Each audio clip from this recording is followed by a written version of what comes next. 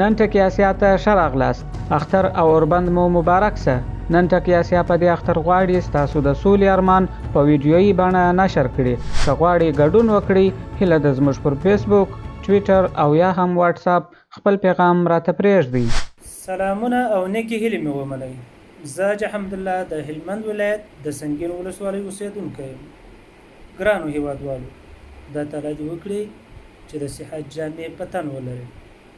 ټولو افغانانو ته د سوکاله اختر او اوربند مبارکي وایم او بیا له هغو کسانو مننه کوم چې په ګران هیواد کې د سولې لپاره هلې ځلې کړي.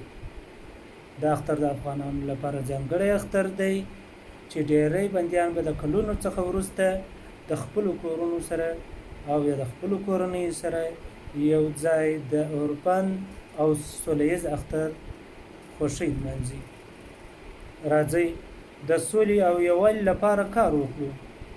راځئ د سولې او بندیان د خلاصون لپاره اواز پورته کړو. موږ افغانان د سولې او اسلامي نظام حق لرو. افغانان باید د خپل برخلیک ټاکلو واک په خپل لاس کې ولري. موږ پر ټولو افغانانو او پر ټولو خواو غږ کوو چې د سولې په وړاندې نور شرطونه او خنډونه رامنځته نه کړي. د خپلواک، سوکاله او پر ځان بسیا افغانستان په هیله تل دې وي افغانستان. السلام علیکم ورحمت الله وبرکاته. زما نوم محمد کامل دی. په عربي اماراتو کې اوسېږم. نن د عرفات مبارکه ورځ ده. له دې مناسبت څخه په استفاده غواړم د دوو اخترونو مبارکي چې یو لوی اختر دی او بل اختریز اوربند دی خپلو ټولو هیوادوالو ګرانو افغانانو ته د دې مبارکي ویم او له ټولو هغو څخه مننه وکړم چې د دغې اوربند په رامنځته کېدو کې هلې ځلې کړي. دغه غږ یې تایید کړی او الله پاک وکړي چې دغه اوربند تلپاتې سولې بین الافغاني مذاکرات ته لار پرانیزي. بندیان ټول آزاد شي، خپلو کورونو ته ورسیږي.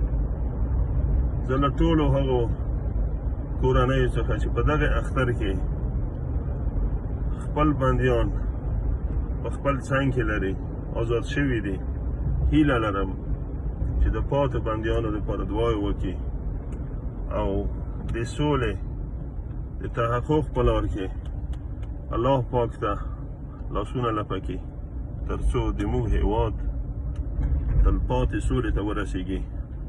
والسلام علیکم ورحمت الله وبرکاته. زما نوم محمد غنی څاروان دی. زه د ګران هیواد افغانستان په خوست ولایت کې اوسېږم. خپلو ټولو هیوادوالو ته د سوله ییز اختر او اوربند مبارکي وایم. مننه له ټولو هغو کسانو چې په هیواد کې د سولې لپاره هلې ځلې کوي. د الله تعالی جل جلاله څخه مې خواست دی چې پر افغانانو ورحمیږي او نور په ګران هیواد افغانستان کې سوله او امن قایم شي.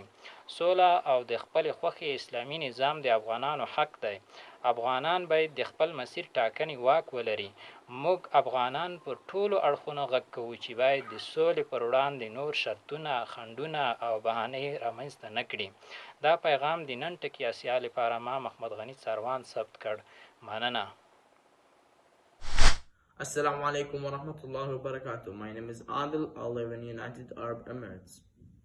Congratulations to all our compatriots on a peaceful Eid and ceasefire. Thanks to all those who are working for peace in the country. I ask Allah subhanahu wa ta'ala to have mercy on Afghanistan and to establish peace and security in Afghanistan. Peace, the Islamic system of one's choice, is the right of Afghans. Afghans must have to choose their own path. We Afghans call all parties not to create further conditions, obstacles, and excuses for peace. Assalamu alaikum wa rahmatullahi wa barakatuh. زه احمد حکیمی د زابل ولایت څخه د نن ټکي اسیا لپاره دغه پیغام ثبتوم. د افغانستان ځورېدلي ولس ته السلام علیکم ورحمت الله وبرکاتو. تاسو ته د اوربند او سوله ییز اختر مبارکي وایم.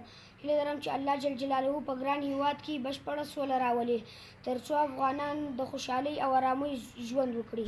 افغانستان مظلوم ولس ته السلام علیکم ورحمت الله وبرکاتو. سوله ییز اختر د راتلو په ویاړ زه د زړه له کومې مبارکي وایم. موږ زیات خوشحاله یو چې د آرامۍ او سوکالۍ اختر وینو. الله تعالی دې په ګران هیواد کې سرتاسري سوله راولي. امین. زه محمود حکیمي زابل ولایت څخه نن ټکي اسیا لپاره دغه پیغام ثبتوم. سلامونه او نیکې هیلې.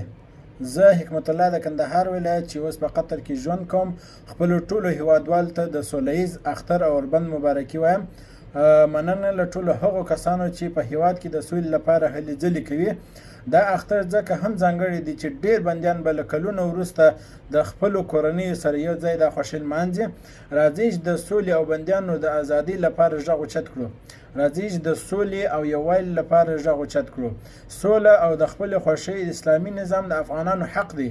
افغانان باید د خپل مسیر ټاکلو واک ولري. موږ افغانان پر ټولو اړخونو غږ کوو چې باید د سولې پر وړاندې نور شرطونه، خنډونه او بهانې رامنځته نه کړي. مننه. السلام علیکم ورحمت الله وبرکاته. زما نوم قاری سعید خوستی دی. زه په خوست ښار کې اوسېږم. خپلو ټولو هیوادوالو ته د سوله ییز اختر او د اوربند مبارکي وایم. مننه له ټولو هغه کسانو چې په هیواد کې د سولې لپاره هلې ځلې کوي. د الله تعالی څخه مې خواست دی چې پر افغانانو ورحمیږي او نور په ګران هیواد کې سوله او امن قایم شي. سوله او د خپلې خوښې اسلامي نظام د افغانانو حق دی. افغانان باید د خپل مسیر ټاکلو واک ولري. موږ افغانان پر ټولو اړخونو غږ کوو چې باید د سولې پر وړاندې نور شرطونه، خنډونه او بهانې رامنځته نه کړي.